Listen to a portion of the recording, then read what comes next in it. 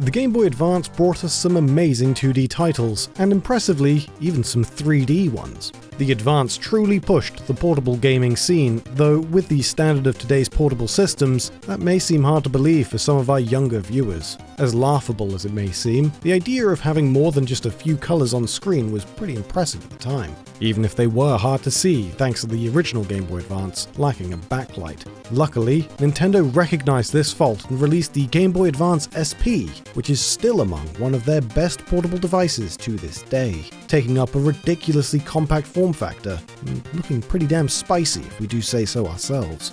Of course, any good system needs good games, and the Game Boy Advance had them in droves. Many ports hit the system, like the Donkey Kong Country series, but new franchises also came along, like Golden Sun. And of course, Nintendo would release new entries for Mario, Metroid, and Pokemon.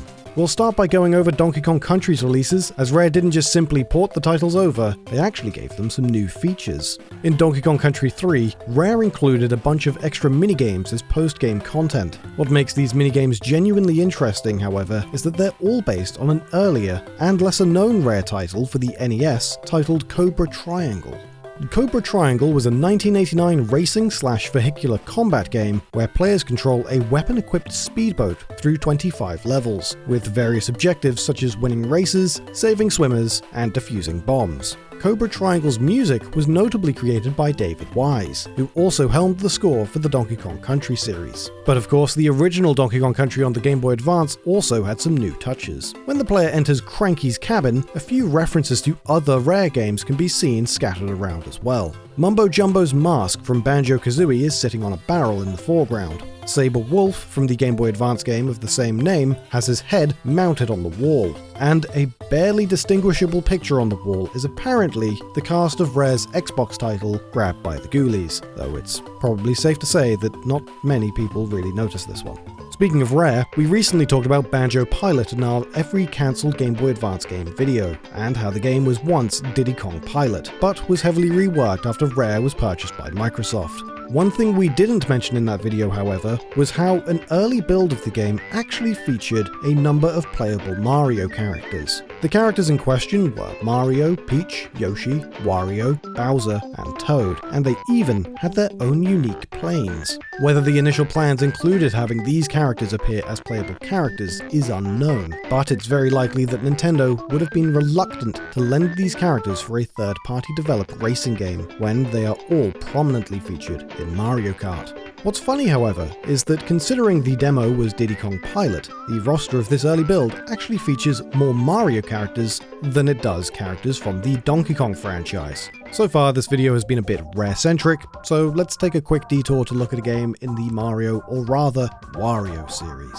Wario Land 4 was a pretty incredible game that pushed the Wario Land series onto more advanced hardware, and in doing so delivered more advanced audio.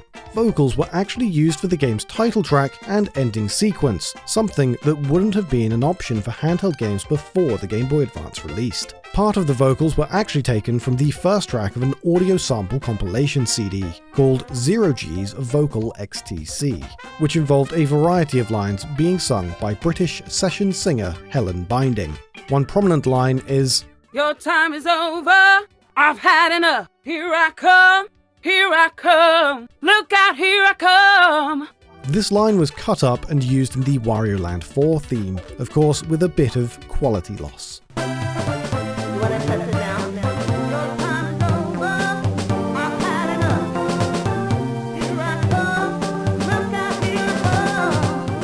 This interesting tidbit was first documented on the Wario forums and didn't receive much attention from anywhere besides the Mario Wiki. Another title on the Game Boy Advance starring Mario seemed to many people as a bit of a strange game at the time of its release. Seemingly coming out of the blue, Mario Pinball Land sees the player take control of Mario as he lives his best life as a ball.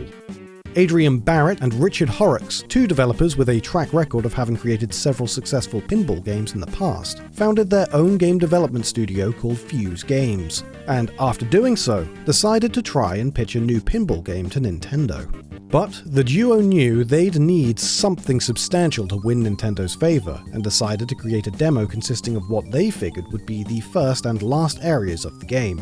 Afterwards, they traveled to Seattle to pitch the game to Nintendo of America, and despite the odds, this new upstart studio was allowed to work on a Mario game. They decided to develop the title for the Game Boy Advance rather than the GameCube, as Fuse Games' team had somewhat limited resources, and because of the system's similarities to more comfortable hardware for the developers, the SNES. Mario Pinball Land was the studio's first commercial project, taking 18 months to develop with a staff of just 5 people in total. Initially, the game was developed with the title Mario Pinball, but eventually the Land was added, likely to give the game's name a bit more flair and fit the naming convention of handheld Mario titles.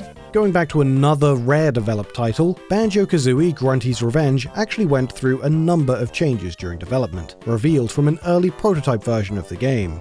Of particular note, the developers shaved off 1/7 of the game's total notes and jiggies, reducing the total from 700 notes to 670 jiggies to 60. Paul Rame, a former programmer for the game, has spoken as well about how red feathers were removed from the game entirely, which would have given the player the ability to fly. He claims that the reason for their removal was because of numerous complaints about the feature, including the camera's deceiving perspective and some issues with scenery collision detection extending above the object on older maps, creating invisible walls and making movement extremely frustrating. Some characters were also set to be included but were cut from the final release, with a UFO-type character appearing in the game's prototype, which isn't found in the retail release. A character not just said to have movement graphics, but a dialogue icon, suggesting a more involved role than just an enemy. In the retail cartridge is a set of graphics which go unused as well, revealing that at some stage, Boggy, a recurring character in the series, was going to appear at some point. It's unknown why he was removed. While some games had lots of changes, others struggled to make any at all. For Metroid Fusion, spacefaring bounty hunter Samus Aran got a new look. Game director and writer Yoshio Sakamoto revealed in a 2003 interview that the first designers he handed the project to came back with the outrageous desire to change Samus's design. He stated, "It's been the same way for way too long, but changing the design of the hero of the game is a big deal, right? They were going to really need to convince us. Even though Samus's design from Super Smash Bros. Was popular, it was still no small thing to deliberately change her traditional Metroid design. That's why I told them that if they were going to change it, they'd need to introduce some new element, and a good justification for it. I told the team that deliberately changing Samus's design was nothing to take lightly. So, rather than have them thinking about simply changing her design, I tried to get them thinking about new gameplay elements they could introduce, and the necessity of having a solid reason in-game for doing so. This resulted in the creation of the Fusion suit, giving Samus a new blue edge. The suit is a stripped-down version of Samus's classic power suit, after the suit's organic parts bonded to her body, with the majority of it being surgically removed during the game's opening. Another title that was crafted with lots of love was the much-beloved JRPG Golden Sun. When it came to designing the world within the game, it's not all too surprising that the inspiration for landmasses came from the real world around us. When exploring the world of Wayard, you may have noticed that continents such as Gondwana bear a remarkably similar geography and culture to Africa.